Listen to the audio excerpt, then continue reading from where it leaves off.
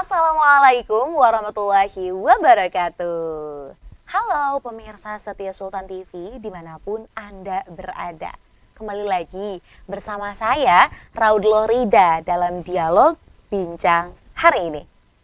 Pemirsa, kemudahan berutang online ternyata ini membuat banyak orang dari kelompok generasi milenial dan juga Gen Z ini terjerat belenggu utang.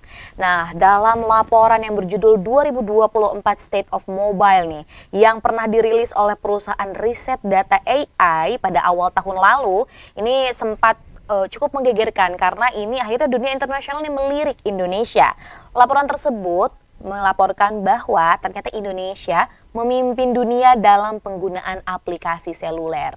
Namun, laporan itu juga menyebutkan sesuatu yang sebenarnya membuat cukup miris karena aplikasi seluler yang paling banyak diunduh oleh masyarakat Indonesia pada tahun 2023 adalah aplikasi pinjaman pribadi atau yang saat ini biasa kita kenal pinjol, pinjaman online. Lalu, bagaimana nih cara agar kita dapat memberantas pinjol sehingga Gen Z dan juga milenial ini terbebas dari pusaran setan tersebut? Nah, pemirsa, saat ini di Studio Sultan TV telah ada narasumber kita, Bapak Agung Prabowo Wisnubroto MPSI Psikolog yang merupakan psikolog, dan kita akan membahas lebih lanjut nih terkait dengan zilenial dalam pusaran utang pinjol. Kita sapa terlebih dahulu. Assalamualaikum Bapak. Waalaikumsalam warahmatullahi wabarakatuh. Apa kabar Pak? Alhamdulillah baik. Alhamdulillah baik ya Pak ya. Wah, terima kasih loh Pak sudah berkenan nih datang ke Studio Sultan TV. Sama-sama, terima kasih sudah berkenan untuk saya bisa duduk dan berbagi di sini. Baik. Ini kali pertama dong Pak? Betul sekali. Nah, kapan kali kedua ketiga? Kita akan nantikan kali kedua, kali ketiga, atau kali-kali seterusnya nih ya. Kita bakal berbincang banyak bersama Pak Agung. Tapi nih Pak, kali pertama ini nih Pak, kita akan ngobrolin masalah yang sebenarnya cukup happening nih Pak.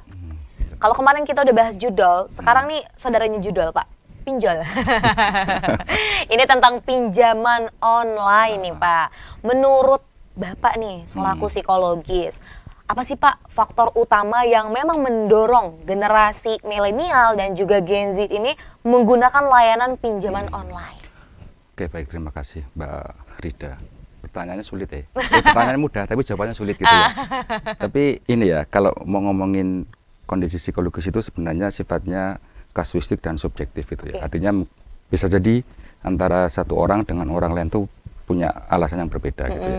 Cuman kalau kemudian kita mencoba menarik secara umum gitu ya, mungkin judi online itu dipicu salah satunya yang pertama karena mudahnya untuk akses gitu ya. Artinya ketika kemudian kita mudah mengakses, kemudian kita akan ya banyak mengakses gitu ya, banyak kemudian menggunakan layanan tersebut gitu ya. Cuman apa sih yang melatar belakangi kita mengakses layanan tadi gitu ya. Nah, dan itu juga bisa macam-macam gitu ya. Nah, tetapi yang menarik bahwa sebenarnya manusia itu kan selalu ingin bertumbuh dan berkembang gitu ya. Artinya orang itu berusaha mencapai eksistensi diri gitu ya. Nah, eksistensi itu artinya kan keberadaan gitu ya. Nah, cuman keberadaan itu kan sifatnya bisa culture ya, culture based gitu ya, berbasis kultural.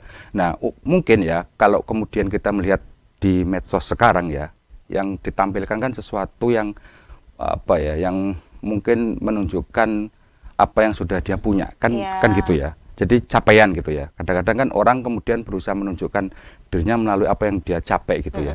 Nah, sehingga orang itu akan kemudian berusaha untuk menunjukkan dirinya gitu ya. Karena ketika kemudian dia menunjukkan capaiannya, harapannya dia dapat apresiasi gitu ya. Artinya dengan berusaha menunjukkan capaian yang itu harusnya melalui proses ya. Kadang-kadang kan kita nggak melihat proses ya, langsung hasil gitu ya. Nah, proses tadi itu yang kemudian mungkin ini ya, internet itu kan memberikan kita kemudahan gitu ya, dan kemudahan itu yang kemudian merubah cara pandang kita tentang mendapatkan sesuatu gitu ya. Dulu mungkin proses itu sesuatu yang dinikmati gitu ya. Kalau sekarang mungkin nggak perlu ada proses kalau bisa gitu ya. Jadi kalau perlu nggak ada proses langsung dapat gitu. Betul sekali. Nah, judol dan pinjol itu kan sesuatu yang mudah diakses gitu ya. Jadi harapannya itu kemudian bisa dari pinjaman itu mungkin terhubungnya nanti ke judol ya. Dari judol itu kan harapannya akses yang mudah untuk mendapatkan siapa sang satu dapat 2, 4 gitu kan ya. Sehingga kan itu cara mudah untuk kemudian saya bisa jadi crazy rich gitu kan ya. Mungkin kan gitu ya bayangannya. Nah, sehingga kemudian itulah yang kemudian melatar belakangi mungkin kemudian yang membuat dia itu merasa ingin, ya itu cara pintas lah untuk kemudian saya bisa dapat sesuatu yang kemudian itu ya sebagai capaian saya gitu kan ya. Jadi yang penting hasilnya, prosesnya ya nggak usah lah ya. betul, gitu. gitu sih, mungkin gitu ya Mbak. Jadi sebenarnya kalau misal kita menyimpulkan dari pernyataan Bapak ya terkait dengan apa sih gitu kan ya faktor psikologis yang tadi pertama adalah orang-orang ini memang kan sekarang nih media sosial emang udah hal yang penting ya Pak ya. Di media sosial orang-orang ini berlomba-lomba membranding dirinya sebaik mungkin, aktualisasi diri lah gitu ya. Tapi tadi ternyata ada nih beberapa orang yang punya perspektif salah.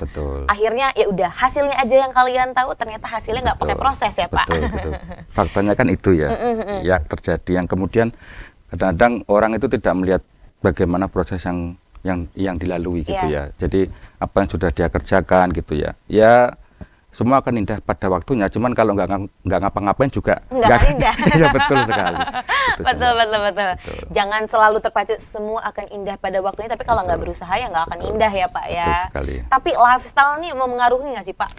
Ya tentu gitu ya, artinya standar hidup ya, jadi apa yang kemudian dikatakan layak dan harus dicapai gitu. Kadang-kadang kan orang merasa bahwa di usia segini aku belum ada capaian apa-apa gitu ya.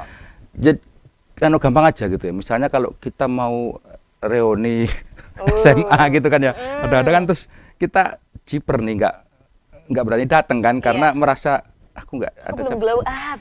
Betul sekali. Nah itu kan yang kemudian akhirnya mau nggak mau kemudian orang itu berusaha untuk menunjukkan gitu ya, menunjukkan sesuatu yang mungkin di luar kapasitas dia gitu. Jadi yang bukan diri dia sendiri yang dia tunjukkan gitu. Artinya ya proses untuk menunjukkan itu kan juga perlu upaya gitu ya. Nah yang tercepat yang mungkin tadi itu dengan judi online misalnya gitu ya, atau pinjaman online gitu ya. Iya, jadi sebenarnya itu karena ingin membuktikan ya Pak Betul, ya. Dan itu kan yang mempengaruhi akhirnya jadi gaya hidup konsumtif. Jadi sebenarnya nggak ada yang salah dengan pinjam gitu ya. Cuman kenapa tuh orang meminjam, itu kan yang kemudian jadi pertanyaannya gitu ya. Minjam itu untuk apa? Jadi kalau kemudian pinjam untuk konsumtif, artinya kan dia harus balikin ya. Beda kalau kemudian misalkan pinjam itu untuk sesuatu yang menghasilkan gitu ya. Nah itu kan akan berbeda, tapi nggak ada yang salah dengan pinjam gitu ya, karena setiap orang ya pasti pernah meminjam gitu ya. Yang jadi permasalahan adalah ketika meminjam terlalu banyak, kemudian tidak konsisten pada konsekuensi yang ada. Nah ini kan akhirnya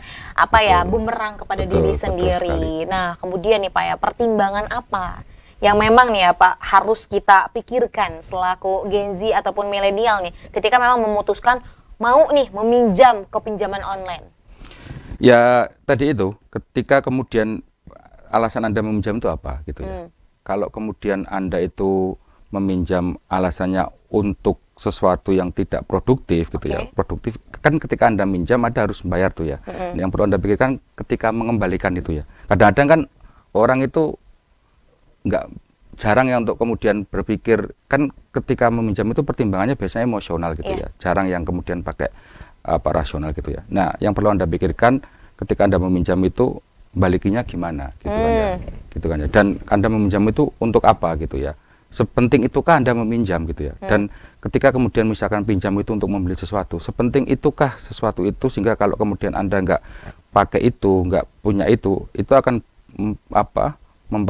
mempengaruhi kehidupan Anda gitu ya. Maksudnya sesuatu yang sifat ya, jadi sama kayak agak luas lagi ya. Jadi misalkan kayak fobia. Jadi fobia itu kan ketakutan yang tidak rasional gitu ya. Jadi dia takut terhadap hal-hal yang itu tidak mengancam secara serius gitu ya. Tidak menimbulkan kematian, luka fisik macam-macam gitu. Itu makanya dikatakan ketakutan tidak rasional gitu ya. Sama ketika Anda meminjam sesuatu yang akan Anda gunakan dengan uang itu, apakah itu sepenting itu yang kemudian kalau Anda nggak pakai itu Anda nggak bisa beraktivitas. Betul sekali. Jadi sebenarnya meminjam itu ya nggak apa-apa. Iya, nggak apa-apa. Itu nggak salah. Tapi tadi perlu ada hal yang dipertimbangkan. Apakah sepenting itu? Seurgensi apa sih ya gitu kan? Nah ini juga yang menjadi pertimbangan agar memang akhirnya tidak terjerat dalam muslihat peminjaman online yang nanti mungkin bisa fatal juga ke judi online ya. Nah Pak, Kita akan break sebentar. Oke. Dan kita akan Siap. kembali sesaat lagi. Maka dari itu jangan kemana-mana pemirsa, tetap bersama kami di Bincang hari ini.